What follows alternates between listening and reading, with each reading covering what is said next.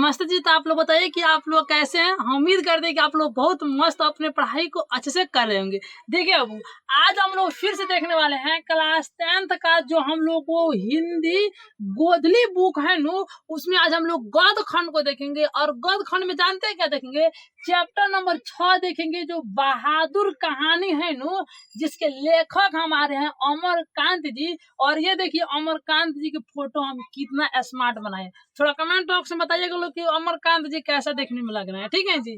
देखिए और आज हम लोग क्या करेंगे, इसका लेखक परिचय देखेंगे। यानी कि अमरकांत जी जो है इस पाठ के लेखक, बहादुर कहानी के जो लेखक है उसके बारे में पूरा जानकारी देखेंगे, जो हमारे एग्जाम की दृष्टि से बहुत ज्यादा इंपॉर्टेंट है। तो आइए हम लोग देखने की प्रयास करते हैं। देखिए कहा गया सबसे पहले क्या, इस पाठ का लेखक अमरकांत जी हैं। यानी कि बहादुर कहानी के लेखक कौन है, अमरकांत। कौन है जी, अमरकांत है। अब देखिए कहता है कि जो अमरकांत जी है नु, इनका जन्म कब हुआ था, तो जुलाई 1935 को हुआ था। अमरकांत का जन्म कब हुआ था बाबू, जुलाई 1935 को हुआ था। उसके बारे में क्या कहते हैं, इनका जन्म कहाँ पर हुआ था, मतलब जहाँ पर जन्म होता है जी उसी को हम लोग जन्म स्थान बोलते हैं। तो देखिए जन्म कहाँ पर हुआ था, कहता है कि नागर बलिया उत्तर प्रदेश में इनका जन्म हुआ था।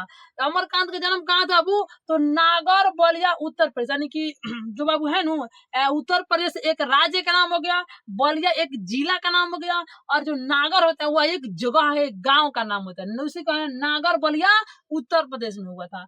आगे क्या कहते हैं, अब हम लोग जानेंगे इसके शिक्षा के बारे में, यानी कि इन्होंने किस किस तरीके से पढ़ाई की थी। देखिए कहते हैं गवर्नमेंट हाई स्कूल बलिया से हाई स्कूल की पढ़ाई की। देखिए इन्होंने क्या किया, यानी कि अमरकांत ने क्या किया, गवर्नमेंट हाई स्कूल बलिया, यानी कि उसके गांव उसके जिला में एक जगह एक मतलब कि स्कूल था जिसका नाम था गवर्नमेंट हाई स्कूल बलिया। और उन्होंने क्या किया, तो वहां से हाई स्कूल की पढ़ाई, हाई स्कूल की पढ़ाई कहने का मतलब हुआ कि 9th और 10th की पढ़ाई कहाँ से किया था बाबू, तो 9th और 10th की पढ़ाई की उन्होंने high government high school Ballia से। उसके बाद में 1946 ईस्वी में सतीश चंद्र कॉलेज बलिया से इंटरमीडिएट की पढ़ाई की। और उसके बाद में क्या किया इन्होंने, तो 1946 ईस्वी में सतीश चंद्र कॉलेज बलिया, किस बाबू, सतीश चंद्र कॉलेज बलिया से इंटरमीडिएट करने का मतलब हुआ कि 11th और 12th की पढ़ाई की। इसने कहा किस बाबू,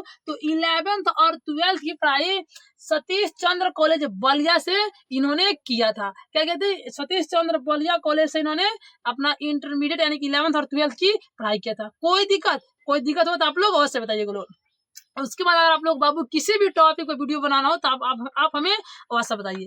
आइए आगे कहता है कि 1947 ईस्वी में इलाहाबाद विश्वविद्यालय से बीए किया।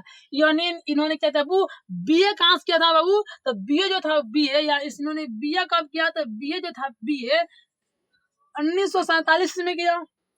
कहाँ से किया, तो इलाहाबाद विद्यालय से किया, इलाहाबाद विश्वविद्यालय से किया। देखिए यहाँ से क्वेश्चन कैसे बनेगा, क्वेश्चन बनेगा कि अमरकांत ने बीए की पढ़ाई कहाँ से की, तो इलाहाबाद विश्वविद्यालय से, इलाहाबाद यूनिवर्सिटी से। उसके बाद में क्वेश्चन पूछेगा कि अमरकांत ने विश्वविद्यालय की पढ़ाई कब की थी, तो 1947 ईस्वी में की थी। क्वेश्चन बन जाएगा जी। अगर यहाँ से आप लोग से क्वेश्चन पूछ लेगा तो आप लोग से क्वेश्चन बनेगा कि नहीं बनेगा जी, यस या नो बताते रहिएगा लोग। तो आप लोग से क्वेश्चन यहाँ से बाबू बन जाना चाहिए, ठीक है ना। अब देखते हैं इनकी प्रमुख रचना, यानी कि रचना करने का मतलब इन्होंने कौन कौन सी किताब लिखा, कौन कौन से क्या क्या चीज लिखा, उन सभी चीजों के बारे में हम लोग देखेंगे। मतलब लेखक साहब तो कुछ ना कुछ लिखे होंगे ना जी।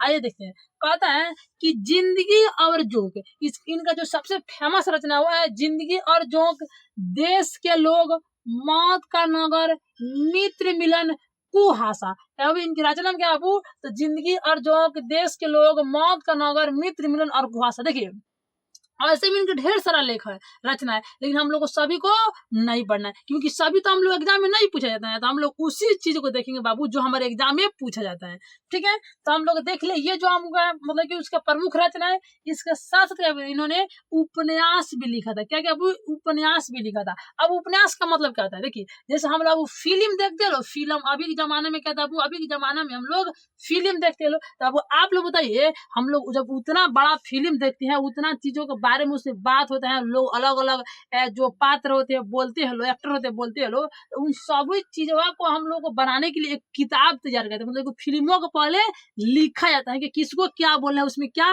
एक्टिंग करना है, ठीक है। तो जो किताबों लिखा जाता है ना, मतलब जो फिल्मों के बारे में जो चीज भी लिखा जाएगा किसी किताब में, कॉपी में लिखा जाएगा, उसी कॉपी को हम लोग बोलेंगे लोग उपन्यास। अरे देखो पहले के जमाने में क्या होता था, लोग तो फिल्म देखने का साधन उतना था नहीं, तो इसीलिए पहले लोग उपन्यास पढ़ा करते थे। क्या पहले के लोग क्या करते बाबू, उपन्यास पढ़ा करते थे। लेकिन अभी क्या, तो अभी हम लोग उपन्यास न पढ़कर हम लोग फिल्म को देख रहे होते हैं, कहते हैं फिल्म को देख रहे होते हैं। देखिए तो कहा गया है कि इनका जो पहला उपन्यास था वो था सूखा पत्ता, काले उजले दिन, ग्राम सेविका। ये जो था बाबू इनका 3 सबसे इंपोर्टेंट उपन्यास था। कौन उपन्यास था बाबू, सूखा पत्ता, काले उजले दिन, ग्राम सेविका।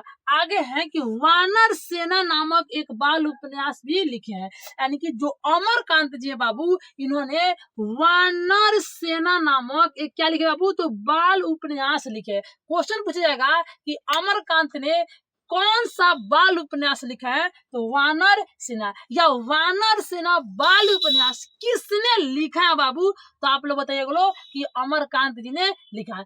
यही जो था बाबू हमारे अमरकांत जी का मतलब क्या था, लेखक परिचय था, उनके बारे में परिचय था। यानी कि बहादुर कहानी का जो लेखक परिचय बाबू वो आप लोगों को भी समाप्त होता है। तो अब आप लोग बताइए इसमें आप लोगों को समझ में आया कि नहीं आया। समझ में आ गया, अगर समझ में आएगा तो वीडियो को पूरा लाइक ठोक दीजिएगा लो, और अपने दोस्तों के पास शेयर कर दीजिएगा लो, ठीक है जी। और जो चैनल पर नए होंगे उनसे हाथ जोड़ के विनती है, प्लीज चैनल को सब्सक्राइब करके और हमारा सपोर्ट करते रहिए। बाकी आगे ही जो कुछ भी होगा देख लीजिएगा, ठीक है जी। बाकी मिलते हैं जल्द ही किसी दूसरे वीडियो में, तब तक आप लोग हंसते रहिए, मुस्कुराते रहिए।